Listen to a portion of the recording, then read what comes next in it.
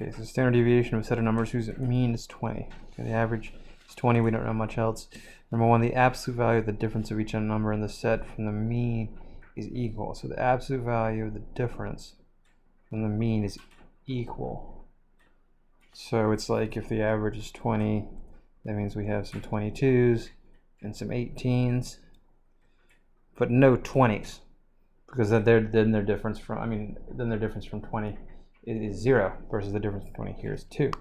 So it'd either be like some kind of evenly spaced set like that, or they could all be 20, in which case their difference from the average is 20, you know? So that's not sufficient. Because in this case the standard deviation is 0, versus in the other case 18, 20, 22, it's not 0.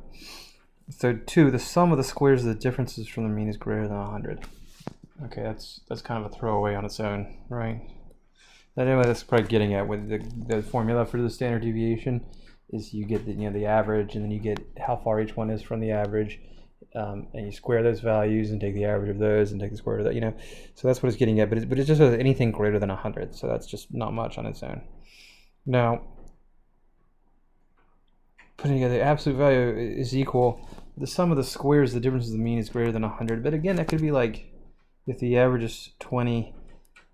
These are like a bunch of zeros and then a bunch of 40s or whatever. So the sum of the squares, the differences from the mean, is 20 squared and 20 squared. Or it could be like, at 8, it's down 12 and then up 12. So some 8s and some 32s. The sum of the squares of the difference from the mean is, in the case, greater than 100 still, but that's a different standard deviation here than compared to here. So even together, that's not sufficient.